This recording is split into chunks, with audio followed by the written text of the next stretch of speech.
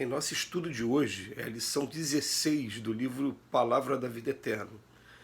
Na senda do Cristo, amai os vossos inimigos e orai pelos que vos perseguem. Palavras de Jesus que estão no Evangelho de Mateus, capítulo 5, versículo 44. O caminho de Jesus é de vitória da luz sobre as trevas e por isso mesmo repleto de obstáculos a vencer. Senda de espinhos gerando flores, calvário e cruz indicando ressurreição. O próprio Mestre, desde o início do apostolado, desvenda às criaturas o roteiro da elevação pelo sacrifício. Sofre renunciando ao divino esplendor do céu para acomodar-se à sombra terrestre da estrebaria. Experimenta a incompreensão de sua época, auxilia sem paga, serve sem recompensa, padece a desconfiança dos mais amados. Depois de oferecer sublime espetáculo de abnegação e grandeza, é içado ao madeiro por malfeitor comum. Ainda assim, perdoa aos verdugos, ouvida as ofensas e volta do túmulo para ajudar. Todos os seus companheiros de ministério, restaurados na confiança, testemunharam a boa nova atravessando dificuldade, luta, martírio e flagelação. Inúteis desse modo, nos círculos de nossa fé, os petitórios de protecionismo e vantagens inferiores. Ressurgindo no Espiritismo, o Evangelho faz-nos sentir que tornamos a carne para regenerar e reaprender. Com o corpo físico, retomamos nossos débitos, nossas deficiências, nossas fraquezas e nossas aversões. E não superaremos os entraves da própria liberação, providenciando ajuste inadequado com os nossos desejos inconsequentes. Acusar, reclamar, queixar-se não são verbos conjugáveis no campo dos nossos princípios. Disse-nos o Senhor: amai os vossos inimigos e orai pelos que vos perseguem. Isso não quer dizer que devamos ajoelhar em pranto de penitência ao pé de nossos adversários, mas sim que nos compete viver de tal modo que eles se sintam auxiliados por nossa atitude e por nosso exemplo, renovando-se para o bem, de vez que, enquanto houver crime e sofrimento, ignorância e miséria no mundo, não podemos encontrar sobre a terra a luz do reino do céu. Quando a gente começa a observar essa trajetória do Cristo, e que a gente tem a notícia, através da doutrina espírita, de que todos fomos criados simples e ignorantes, e que um dia chegaremos a todos à perfeição, a gente tem a sensação de que um dia a gente vai estar lá na frente, e olhando para trás e procurando ver melhor como é que foi todo esse início. Porque o que é esse início?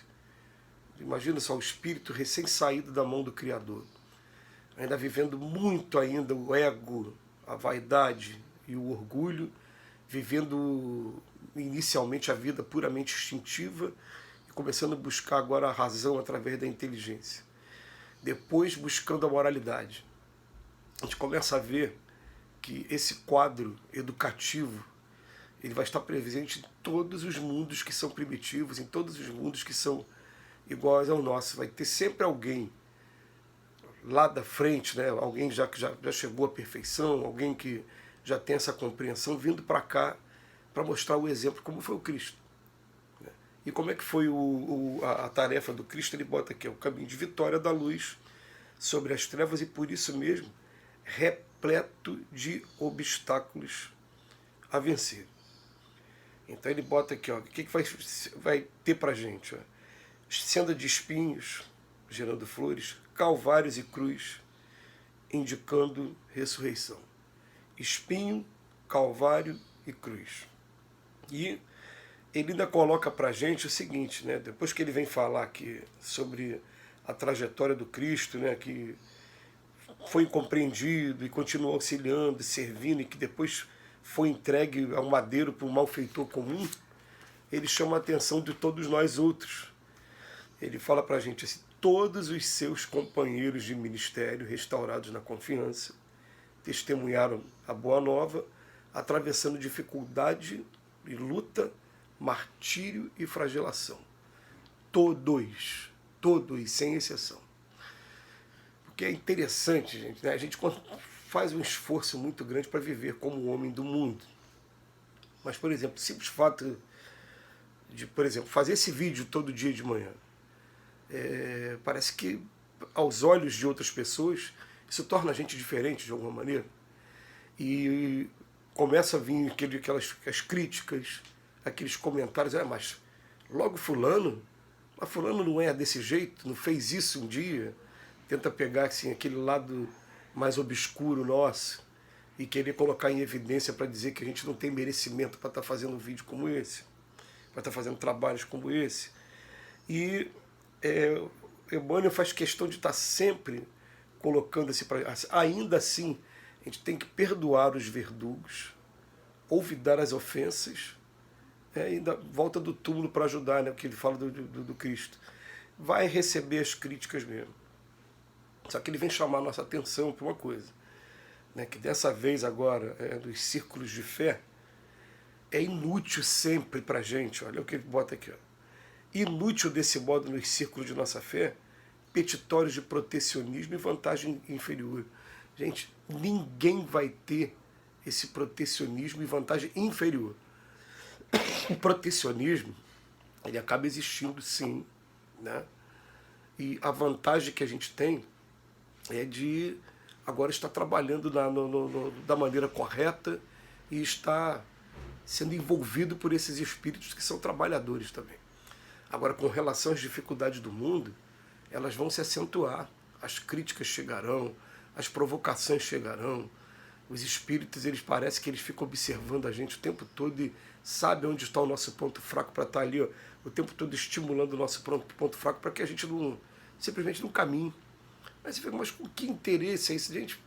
É porque todo mundo vive a porta larga, que lá no Evangelho diz que é a porta da perdição.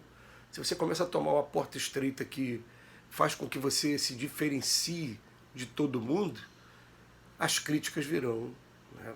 E os desafios virão. Além disso, como você está tomando a iniciativa de agora dar um roteiro para a sua vida, a espiritualidade amiga também vai dar a oportunidade também de você reparar os males que você praticou. Então aí as pedras do caminho vão aparecer mesmo, e vão aparecer com a finalidade útil. Aí não adianta a gente ficar, meu Deus, afasta de mim, me proteja de fulano. Não. Isso faz parte da programação daqui da Terra, de todos nós que vivemos aqui na Terra. Quando a gente chegar lá nos mundos regenerados, nos mundos, né, ditosos, quando a gente estiver nesse ponto de não reunir mais requisitos para estar frequentando o mundo igual a esse, está indo para moradas mais bem-aventuradas, e às vezes a gente fala dessa maneira e as pessoas que estão ouvindo ficam, mas esses espíritas são loucos? Não, eles descrevem para a gente como é que são esses mundos. E são mundos muito melhores da gente viver. É muito melhores de viver porque algumas das paixões que a gente tem aqui na Terra, a gente não vai ter mais lá, na grande maioria dos homens. E o principal aqui é que a gente vive em contato uns com os vícios dos outros, sofrendo as consequências desses vícios. Lá esses vícios serão bem menores, ainda não vai ser perfeito ainda não, mas será um lugar bem melhor de se viver.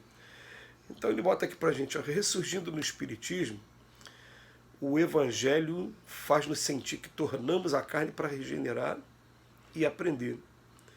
E com o corpo físico, esse corpo aqui, ó, a gente retoma nossos débitos, deficiências, fraquezas e nossas aversões. Tá? Então, ele vem chamar a nossa atenção aqui para uma coisa, né? Isso vai voltar junto com a gente, ó. Não superaremos os entraves da própria liberação, providenciando ajuste inadequado com nossos desejos inconsequentes, não. Acusar, reclamar, queixar-se não são verbos conjugáveis no campo dos nossos princípios. Vamos ficar acusando, reclamando, não é?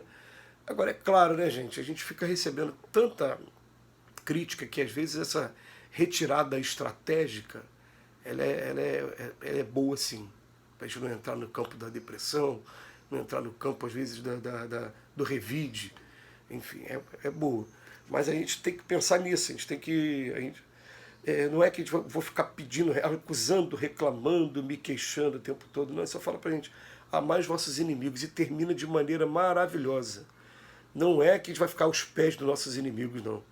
Mas que eles se sintam auxiliados por nossa atitude, renovando-se para o bem. Que frase maravilhosa de Emmanuel. Jesus nos abençoe hoje e sempre.